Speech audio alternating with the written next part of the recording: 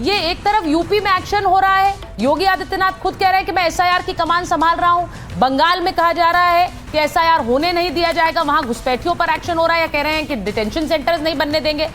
अब मैं आपसे पूछ रही हूं, विपक्ष का आरोप है कि आप तो इसका इस्तेमाल सिर्फ और सिर्फ हिंदू वोट बैंक के लिए कर रहे हैं। प्रेम शुक्ला जी,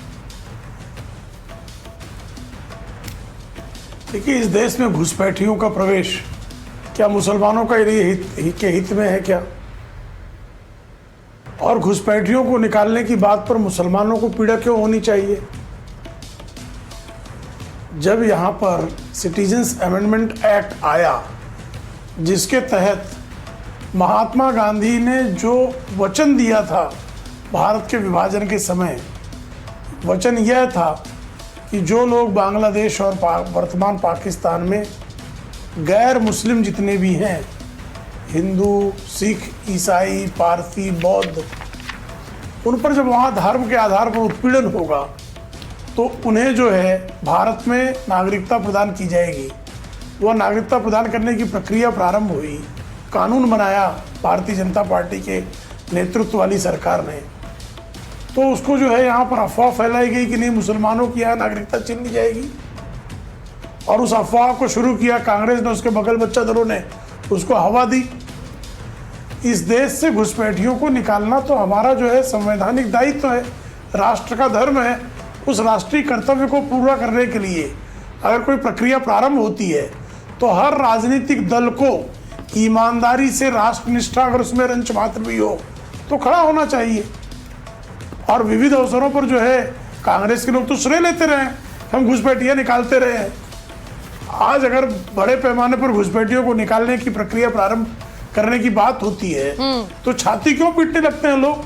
उसका कारण है भाई तारिक खान साहब, उसके कारण जो स्वयं जो है सर्वोच्च न्यायालय ने जो पाया था कि आईएमडीटी एक्ट जो बना था वो घुसपैठियों के हित में बना था। कांग्रेस की सरकार ने असम में घुसपैठियों को संरक्षित करने के लिए बाकायदा कानूनी प्रावधान कर रखा था। नहीं, मैं इसलिए, आपने कहा कि इस पर विरोध क्यों हो रहा है। अब योगी आदित्यनाथ तो खुद मैदान में उतरे हैं। तारिक साहब, इसमें विरोध क्यों होना चाहिए? कोर्ट ने तो बहुत पहले कहा कि रेड कारपेट नहीं मिल सकता है। कोई विरोध नहीं है मैम। घुसपैठियों का नाम लेकर चुनाव को मुद्दा बनाते हैं। बिहार में 300 घुसपैठिए भी नहीं ढूंढ पाए। आसाम में, जहां इनका खुद मुख्यमंत्री है, जब से हेमंत बिस्व शर्मा मुख्यमंत्री बने हैं, 1416, मार्क माय वर्ड, 1416 घुसपैठिए वापस बांग्लादेश भेजे हैं। ये पहला डेटा हो गया। अब बात है, घुसपैठियों को ढूंढेगा कौन और निकालेगा कौन? जाहिर सी बात है, अभी 2 दिन पहले लखनऊ के एक पेपर में खबर निकली कि जो महानगर के बीजेपी के अध्यक्ष हैं विनय त्रिवेदी साहब, उन्होंने कहा हमने 50,000 घुसपैठिए ढूंढी। फिर मैंने क्या किया, मैंने ऑफिशियली पता करने की कोशिश की कि घुसपैठिए निकालने या ढूंढने का काम किसका है। या गृह मंत्रालय करेगा, केंद्र या राज्य का, या जो विदेश मंत्रालय है वो करेगा, पासपोर्ट का डिपार्टमेंट करेगा, जब एनआरसी होगी तब करेगा, या जब एसआईआर होगा तब करेगा। मतलब ये विशेष अधिकार बीजेपी कार्यकर्ताओं को भी दिया गया है। और जो सिटीजन एक्ट था 1955, वो 6-7 बार संशोधित हुआ। एक बार इन लोगों ने चुपके से संशोधित कर उसमें बीजेपी के कार्यकर्ताओं का भी नाम ऐड करा दिया। फिर मैंने यह भी पता करने की कोशिश की कि कौन नहीं कर सकता नागरिकता का सत्यापन। कोई राजनीतिक पार्टी, कोई एनजीओ, कोई मीडिया के लोग, कोई प्राइवेट लोग, कोई निजी व्यक्ति, ये सबको, इवन पुलिस भी, जब तक मजिस्ट्रेट या जिला अधिकारी के लेवल की सत्यापन न हो नहीं कर सकता। ये हुई कानून की बात। मगर मैडम, इनका कानून से कोई खास लेना देना नहीं है। अब गली गली में लोग जाएं और खुद ही लोगों के उठाएं और बिहार चुनाव की तरह बता दें कि ये घुसपैठिए, हमने 50 लाख 1 करोड़ घुसपैठिए निकाल दिए। मैम, कोई एक स्ट्रक्चर्ड वे होगा। कौन करेगा बताइए ना मुझको, कौन करेगा? इनके कार्यकर्ता करेंगे, ये लोग निकालेंगे। सरकार कहाँ है? नहीं, इनके पास वो अधिकार नहीं है कि ये निकालें, लेकिन ये जरूर अधिकार है कि ये जाकर सरकारें, और खासकर जिस राज्य में हो रहा है। अब अगर यूपी के मुख्यमंत्री कह रहे हैं कि आप लोग खुद बीएलओ की जाकर मदद करें, तो क्या यही बात बंगाल में नहीं की जा सकती है? नहीं, मैं इनके महानगर अध्यक्ष का स्टेटमेंट है। नहीं, आप एक तरफ कहते हैं बीएलओ को दिक्कत हो रही है, तो अगर वहां जाकर यूपी के मुख्यमंत्री खुद कह रहे हैं विधायकों से कि आप खुद उतरिए, लोगों की मदद करिए, और वो तो लोगों से वो जो मदद BLO करिए, पर्चे भरवाइए, जा जाकर घर में बोलिए, 2 मिनट तो का- फिर यही बात के और राज्यों में नहीं हो सकती। इसमें गलत क्या है? कैबिनेट में 2 मिनट का कंडोलेंस किया क्या? 11 से ज्यादा BLO की मौतें मैं हुई। एक बार कंडोलेंस किया क्या? कंडोलेंस किया क्या? पैसे मत दीजिए, पैसे मत दीजिए। अखिलेश यादव साहब मैं एक बार फैज जी के पास, मैं एक बार सुनिए मैं एक बार फैज खान और रशीदी जी के पास, स्वयं जी के पास, अखिलेश जी के पास, सबके पास जाऊंगी जल्दी से, क्योंकि जो खबर आ रही है अभी, मैं तस्वीरें चाहती हूँ एक बार दिखाई जाए कि वहां बंगाल में हो क्या रहा है। बंगाल में कल 6 दिसंबर है और 6 दिसंबर को एक बाबरी मस्जिद की, एक और बाबरी की नींव रखने की बात हो रही है।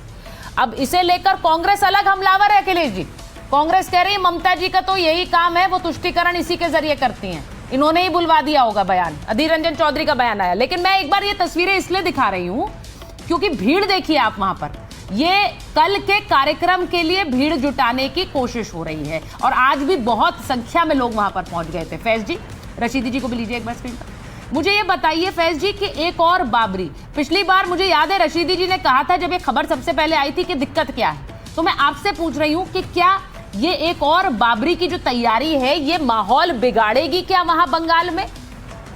बिस्मिल्लाहिर्रहमानिर्रहीम, रब्बिश रहली सदरी व यस्सिरली अमरी वहलुल उक़दतम मिन लिसानी यफ़क़हू क़ौली।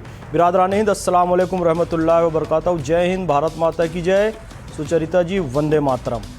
माइक ऑन है मेरा और मजबूती से अपनी बात कहूँगा।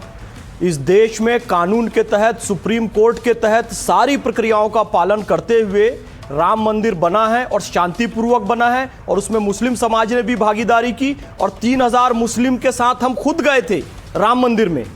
लेकिन कुछ लोग इस देश का माहौल बिगाड़ना चाहते हैं। जब एक तरफ एक बड़ी समिति ने हिंदुओं की ये कह दिया था कि कोई बड़ा सेलिब्रेशन ना हो फैसला आने के बाद, तो हिंदुओं ने बड़ा सेलिब्रेशन भी नहीं किया और मुसलमानों की तरफ से कोई बड़ा विरोध भी नहीं हुआ, एक दो पॉलिटिकल पार्टीज को छोड़ के। लेकिन अब फिर से बंगाली नहीं, पूरे देश का माहौल खराब करने के लिए हुमायूं कबीर और इस तरह के छुटभैये टटपुंजिया किस्म के नेता फिर से बाबरी मस्जिद का मुद्दा उछाल रहे हैं, जिन्न निकाल रहे हैं और इसके नाम से केवल और केवल राजनीति करना चाह रहे हैं। मैं आपको बताऊं सुचरिता जी, पुनः बताऊं और बारंबार बताऊंगा, दुनिया की सबसे ज्यादा मस्जिदें भारत में, दुनिया के सबसे ज्यादा मुसलमान भारत में, दुनिया में सबसे ज्यादा मुसलमान कहीं सजदा करता है तो भारत में करता है। फिर यह बाबरी मस्जिद के नाम पर गंदा खेल क्यों? और एक बात मैं बताऊं, मस्जिद बनाना है अल्लाह के नाम पर बनाओ। अल्लाह का नाम रहीम है, करीम है, रहमान है, रज़ाक है। आप मस्जिद बनाना है अल्लाह के नाम पर बनाओ, रसूल अल्लाह के नाम पर बनाओ, वली अल्लाह के नाम पर बनाओ। अरे हुमायूं कबीर, ये बाबर तो महतारी का डौका है, अब मुझे इसके नाम से क्यों बना रहे हो? बाबर कौन लगता है तुम्हारा? रशीदी जी बताइए, रशीदी जी, कोई दिक्कत है अगर वो बोल रहे हैं? और कल ये देखिए, ये जो भीड़ आई है, ये भीड़ जो आप देख रहे हैं वहां पर जुट रही है, कल बड़ी संख्या में आएगी। अब उसे लेकर वहां सिक्योरिटी अलर्ट है, यूपी से लेकर बंगाल तक। हाईकोर्ट कह रहा है कि इस तरह का काम अगर वहां पर लॉ एंड ऑर्डर की दिक्कत होगी तो ये सरकार देखे, ये हम थोड़े ही देखेंगे। हर चीज के लिए आप कोर्ट में आ जाते हैं। लोग, एक PIL दाखिल की गई थी क्योंकि वहां पर एक ऐसी तस्वीर नजर आ रही है कि वहां पर बाबरी को लेकर एक और बाबरी बनाएंगे। वो जिस तरह की बातें कर रहे हैं, वो धमकी दे रहे हैं, कह रहे हैं हमें रोक के दिखाइए, हम तो करेंगे यहाँ। अब इन्होंने कहा, आपने फैज जी को सुना क्या कह रहे हैं? वो बनाइए, लेकिन बाबरी क्यों? जानबूझ के देश का माहौल खराब। सुचरिता जी, देश संविधान से चलता है, शरीयत से, कुरान से, गीता से नहीं चलता। और देश का संविधान इस बात की खुली इजाजत देता है कि आप अपने धर्म पर अमल कर सकते हो, उसका प्रचार प्रसार कर सकते हो, अपनी मस्जिदें बना सकते हो, अपने मदरसे बना सकते हो। बिल्कुल। और संविधान ने यह भी कहीं रोक नहीं लगाई कि फला नाम से मस्जिद नहीं बन सकती और फला नाम से बन सकती है, ऐसा भी कोई रोक नहीं। दूसरी बात, देश के अंदर हजारों, लाखों, करोड़ों बाबर, जहांगीर, अकबर, औरंगजेब, ये सब नाम है मुसलमानों के। तो क्या ये फैज साहब ऐसा कोई कानून लाने की बात कर रहे हैं या ला सकते हैं, या इनमें हिम्मत है कि देश में जो भी इस नाम के लोग हैं उनको बाहर निकाल दिया जाए? नहीं, मैं आपसे एक सवाल पूछ रही हूं। आप बार बार बीजेपी पर तुष्टीकरण का आरोप लगाते हैं। मैं बीजेपी का नाम ही नहीं ले रहा हूँ। नहीं, मैं आपसे एक सवाल पूछ रही हूँ, मैं इसमें नहीं कह रही हूँ, मैं कह रही हूँ आप कई मुद्दों में कहते हैं। मुझे ये बताइए, ये जो तस्वीर है ये क्या तुष्टीकरण की कोशिश नहीं है? आपसे पूछ रही हूँ। आप कहेंगे नहीं तो मैं नहीं मान लूंगी। आप एक तो मेरे जवाब को बीजेपी के साथ मत जोड़िए। अरे नहीं जोड़ रही, लेकिन कई मुद्दों पर आप कहते हैं ना कि ये बीजेपी तुष्टीकरण की कोशिश कर रही। तो गलत बात नहीं, बिल्कुल नहीं। मैं बीजेपी का हिमायती हूं, लेकिन ऐसे लोगों को मुंहतोड़ जवाब देना मेरा काम भी है। दूसरी बात, आप कह रही हैं तुष्टीकरण की राजनीति है। तुष्टीकरण की राजनीति इसको बना कौन रहा है? फैज खान जैसे लोग, हाँ, जो बार बार बाबर को गाली देने का काम कर रहे हैं, बार बार औरंगजेब को गाली देने का काम कर रहे हैं। अरे वो करने दो ना, जो कुछ करना है करने दो, वो जैसा करेगा वैसा नाम होते हैं मुसलमानों के, इससे कोई आपत्ति नहीं। आपत्ति किस विचारधारा से पता है? पंच तत्व के आधार पर भारत ने पृथ्वी मिसाइल बनाया था, तो पाकिस्तान ने पृथ्वी को पृथ्वीराज चौहान से जोड़कर गौरी मिसाइल बनाया।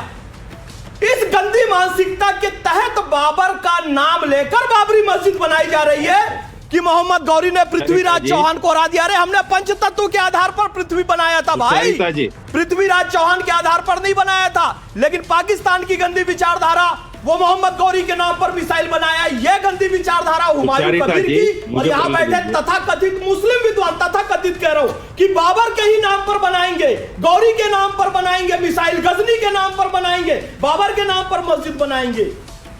नाम गलत नहीं है, जहनियत गलत है, आपकी विचारधारा गलत है। अब मैं एक बार स्वयं प्रकाश जी के बाद, स्वयं प्रकाश जी, अखिलेश जी, हाँ बोलिए, चलिए 30 सेकंड लीजिए, जल्दी से बोलिए।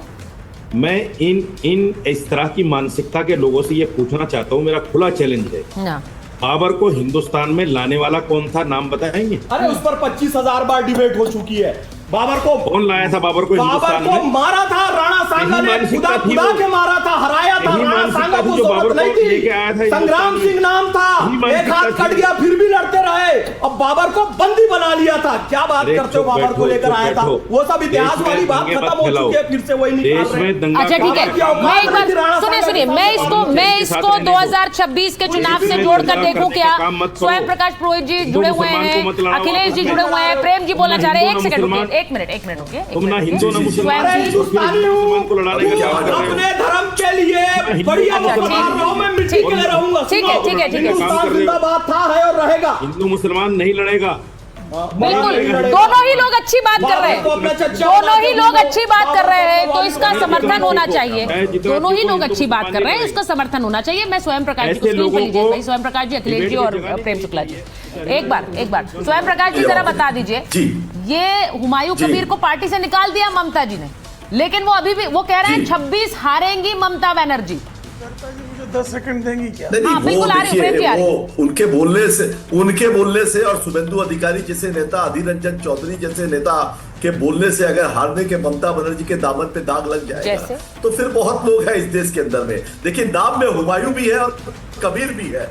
काश वंशावली के बारे में न सोचकर थोड़ा कबीर को पढ़ समझ लिए होते तो ये नफरती चिट्टू जैसी बात नहीं करते। सांप्रदायिक ताकत अगर कोई भी व्यक्ति बढ़ाता है, कोई भी धर्म, देखिए ममता बनर्जी क्या कहती है, धर्म अपना अपना उत्सव सबका। अगर दुर्गा पूजा पर भी अगर वो चंदा देती है, मौलवियों को भी वो देखती है, देश में पढ़ने वाली गरीब बच्चे जो जाते हैं स्कूल, महिलाएं जाती है, उनके बारे में वो देखती है।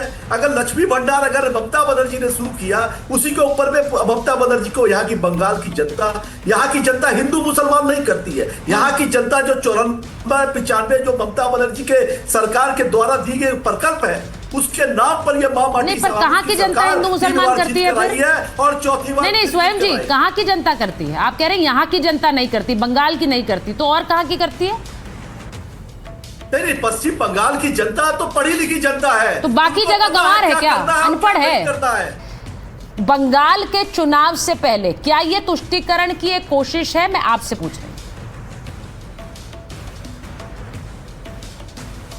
देखिए, जब भी हिंदुस्तान में चुनाव हुआ है पिछले 11 वर्षों में, बीजेपी और मीडिया के लिए उस प्रदेश में घुसपैठिए मुद्दा बना है। हम घुसपैठियों की चर्चा हुई है अभी इसके पहले बिहार में हुई, उसके पहले दिल्ली में हुई, महाराष्ट्र में, जहाँ चुनाव होता है घुसपैठिए एक मुद्दा बनाती है बीजेपी। मोदी जी उस पर उसी से शुरुआत करते हैं और चुनाव बाद भूल जाते हैं। लेकिन जब बीजेपी के लोग या मीडिया हिंदुस्तान में घुसपैठिए आ रहे हैं या घुसपैठिए हैं इसका जिक्र करते हैं तो ये भूल जाते हैं कि ये अपने गृह मंत्री की निकम्मेपन की पोल खोल रहे हैं। गृह मंत्रालय का ये काम है घुसपैठिए बाहर निकालो। 10 सालों में 90,000 घुसपैठिए कांग्रेस की हुकूमत ने बाहर किया था। ये तो कुछ हजार भी नहीं कर पाए हैं, लेकिन सिर्फ भाषण करना है इन्हें, क्योंकि इन्हें चुनावी मुद्दा चाहिए, काम नहीं चाहिए, इन्हें भाषण करना है। बिहार में भी जब चुनाव ये अभी SIR शुरू हुआ तो बताया गया कि घुसपैठिए हैं, रोज डिबेट होती थी, बीजेपी के लोग बताते थे, एंकर बताते थे। अभी आपने भी यूपी में बताया कि घुसपैठिए अब नहीं बचेंगे, लेकिन कोई ये नहीं बताता है, चुनाव आयोग से लगाए, मीडिया से लगाए, बीजेपी के लोग, कि बिहार में कितने घुसपैठिए मिले, यूपी में अभी तक कितने घुसपैठिए मिले। तो ये जो एक नैरेटिव बनाने का, क्योंकि काम की उपलब्धि नहीं है, कोई इनके पास ऐसा जनता को या देश को ऐसी चीज इन्होंने अपने हुकूमत में नहीं दी है जिसके नाम पे वोट मांग सकें, इसलिए ये बात कर रहे हैं। वर्तमान और भविष्य की बात नहीं करेंगे। ये ना नौकरी दे सकते हैं, रोजगार दे सकते हैं, ना कारोबार दे सकते हैं, ना बेहतर भविष्य दे सकते हैं, तो ये इतिहास में जाएंगे।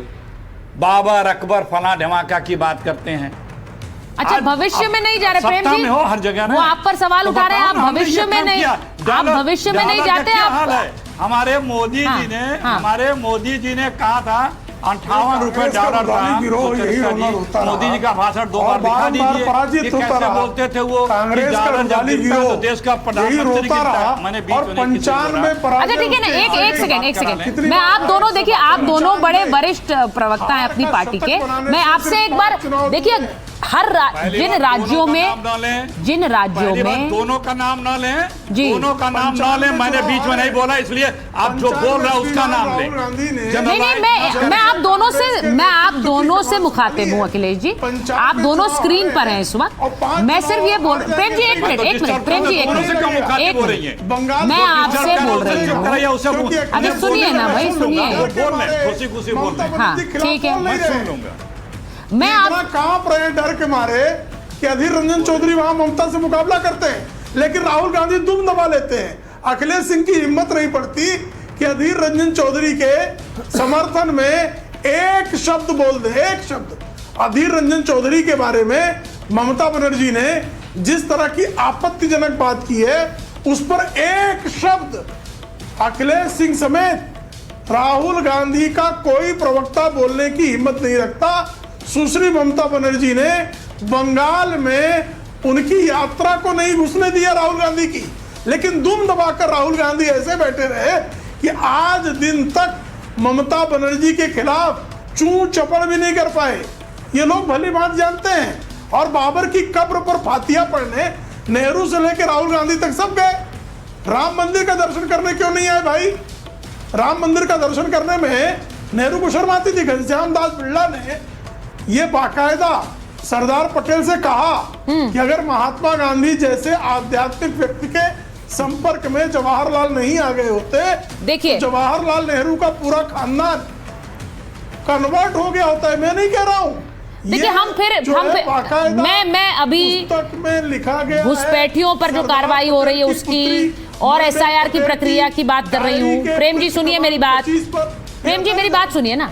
आपने जो बात कही, मैं उसी बात पर अखिलेश जी से भी बात कर रही हूँ, स्वयं जी से भी बात कर रही हूँ। सीधी बात यह है कि SIR की जो प्रक्रिया है उसके तहत अगर काम किया जा रहा है, वो कह रहे हैं आप लोग घुसपैठिए का मुद्दा बार बार इसलिए ले आते हैं क्योंकि आपके पास भविष्य की बात करने का कोई काम नहीं है। यही तो कह रहे हैं ना अखिलेश जी, आप बार बार घुसपैठिए पर बहस करने लगते हैं। नहीं निकाला जाना चाहिए भविष्य। बताइए भाई अखिलेश जी, घुसपैठिए नहीं निकालने चाहिए, दोनों को स्क्रीन पर रखिए। देखिए भारत में 2.5 करोड़ घुसपैठिए कांग्रेस के कुकर्म के कारण चले आए और ये संसद में स्वीकार लिया। इतनी बेशर्मी और किसी में हो सकती है? डॉक्टर मनमोहन सिंह की सरकार ने बेशर्मी से संसद में स्वीकार किया कि 2.5 करोड़ घुसपैठिए ठीक है, वो जवाब देंगे, अखिलेश जी जवाब देंगे आपका। भाई घुसपैठिए नहीं निकालने चाहिए। अगर इतिहास में घुसपैठिए देश में आए, वो कह रहे हैं कि अब हम कार्रवाई ना करें। NRC का समर्थन कीजिए ना अखिलेश जी यही पूछ रही है, NRC का समर्थन करते हैं क्या? घुसपैठियों को निकालने नहीं तो एसआईआर का मतलब एनआरसी है क्या? होना चाहिए। नहीं एसआईआर का मतलब एनआरसी है क्या प्रेम जी? एसआईआर का मतलब एनआरसी है क्या? नहीं, एनआरसी मान लीजिए घुसपैठिया निकालना चाहते हैं ना। नहीं तो इसको इक्वेट मत करिए, क्योंकि ये अलग बवाल हो। घुसपैठिया